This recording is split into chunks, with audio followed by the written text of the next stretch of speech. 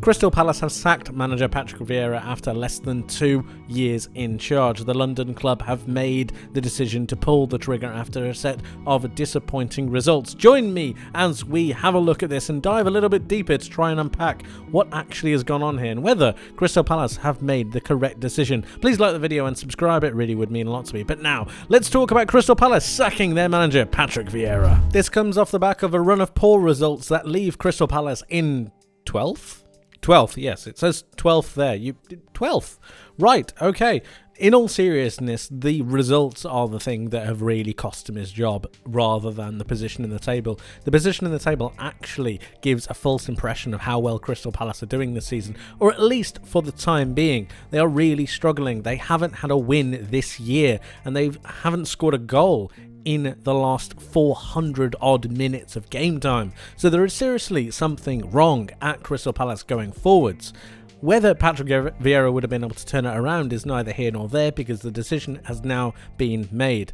And when you look at the table, it actually gets a little bit worse. It gets worse because once you actually open up the table, you can see that Crystal Palace, yes, are in 12th, a decent position you might say. 27 points, that's not too bad. But they're actually only 3 points away from the drop zone in Bournemouth, and they're only 5 points away from the bottom of the table in Southampton. Now that's a tale and a story about the Premier League this season, but also it's a testament on how Crystal Palace have really slipped halfway through the season. Like I said, they haven't had a win in 2023. They haven't scored a goal in over 400 minutes. Something needed to change, and it turns out for the board, that was the manager. Now, if I'm completely honest with you, I actually don't know how to feel about this one. I thought Patrick Viera was actually doing a pretty good job, and I thought he had a monumental task in his hands when he took charge of Crystal Palace, of changing the style and the philosophy of a club that's had such a style of football ingrained on them for an extended period of time, from the Roy Hodgson days and the elderly players or the older players that were still left at the club.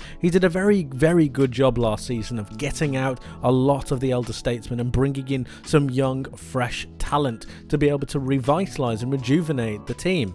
This then showed dividends. They won games. They played some very, very good attacking football. It saddens me that he hasn't been given the credit or the benefit of the doubt when things really do start to go against them. I don't think when you look at the table that Patrick Viera could really have said that he's done a terrible, terrible job. I think he'll be disappointed, yes. And by the points total, yes, close to the drop zone is something to be said and needs to be looked at. However, pulling the trigger and sacking him 10 games before the end of the season, is that really necessary? I say this not just because of Patrick Viera, but also the talent that Crystal Palace had in their ranks. The likes of Zaha, Eze, Elise, Doucouré, who then came in the summer. I thought they had a very, very good squad, and they do have a very good squad full of quality. And I thought that Patrick Viera was that manager to really get the quality out of them. I thought he'd be able to instill in them a confidence that he would have had from his experiences to be able to lead them forwards. Evidently that was not the case, and they really started to struggle to score goals.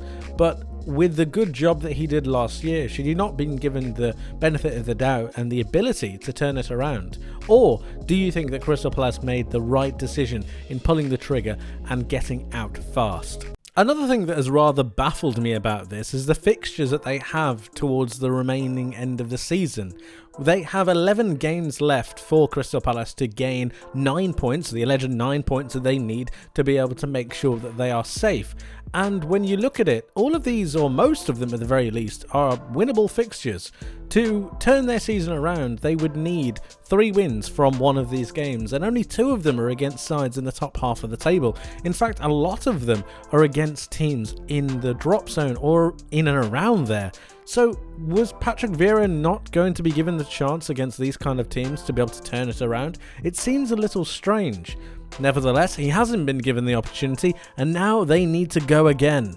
Go again is exactly what they need to do, but they don't have a manager, which means they now need to go and appoint one. The trouble is, I can't think off the top of my head of a manager with the experience and the quality that Crystal Palace would want to be able to take them through into the end of the season and possibly beyond, which means they need to look elsewhere. Perhaps they could be tempted, like Everton were for Frank Lampard, to try and turn their fortunes around. He was interviewed for the Crystal Palace job before Patrick Viera, back when Lampard wanted another shot at the Premier League, and it seemingly didn't work out, but would they be tempted to go back again? Perhaps Steven Gerrard might be an option that they might want to go and explore and look at, or should they look lower down? Michael Carrick might be a potential option for them to really consider, but is he too young? Do they need more experience? Do they need a better and more level head? Perhaps a Vincent Kompany, who seemingly is guaranteeing Burnley promotion. Perhaps he is the up-and-coming manager that Crystal Palace might look towards to be able to change their fortunes and to try to bring them through into next season. Who do you think? What is imperative for Crystal Palace now is that they make the right move next. They take the next step forward with absolute certainty and clarity. They have afforded themselves 2 weeks with the international break to be able to brainstorm, calm their minds, and make the correct decision. We only need to wait to see what that decision will be, because they do not have a lot of time after that to be able to be wandering about looking for potential replacements. Surely, because of the lack of time that they have towards the end of the season, they have a ready-made replacement. If not, this seems a little haphazard and a little bit knee-jerk. Time will only tell whether Crystal Palace have made the correct move or not, and their safety in the Premier League will depend on it. It just is all a matter of a waiting game now. Time will tell. That's it for today, guys. Thank you ever so much for watching. I hope you enjoyed. If you did, please leave the video with a like and subscribe if you haven't, for more content like this coming very soon. Make sure you hit that notification bell as well. You don't want to miss what's coming up in the near future. And let me know your thoughts in the comment section below on Patrick Viera being sacked and who you think the new Crystal Palace boss will be. Crystal Palace fans, I want to hear from you. Tell me, please, how are you feeling at the moment? Did you expect Patrick Viera to get sacked? And if you did, why? Was it really that bad?